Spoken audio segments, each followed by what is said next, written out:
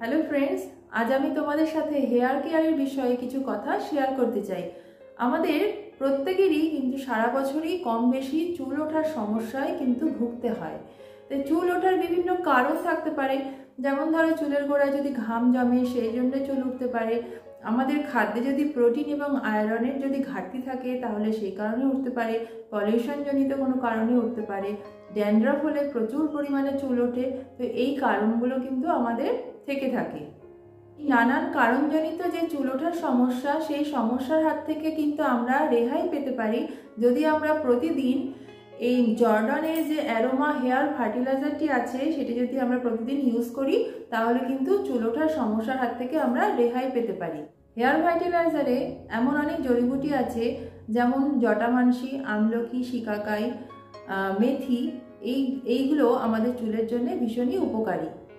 এই ফার্টিলাইজার যদি আমরা প্রতিদিন ব্যবহার করি তাহলে চুলের গোড়া আমাদের মজবুত থাকবে, আমাদের চুলের লেন্থ বাড়বে, ড্যান্ড্রাফ কমে যাবে এবং চুলের আগা ফেটে যাওয়ার যে সমস্যা সেটার হাত থেকেও কিন্তু আমরা রেহাই পেতে পারি।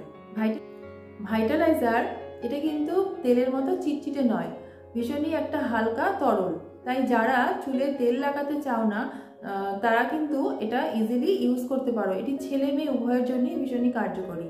এটা লাগানোর নিয়ম হলো প্রতিদিন রাতে চুলের গোড়ায় কয়েক ফোঁটা দিয়ে ভালো করে ম্যাসেজ করে সারা রাত্রি ছেড়ে দেওয়া এবং সপ্তাহে অন্তত 2 থেকে 3 দিন শ্যাম্পু করে ফেলা। এতক্ষণ ভিডিওটি দেখার জন্য সকলকে অসংখ্য ধন্যবাদ। নমস্কার।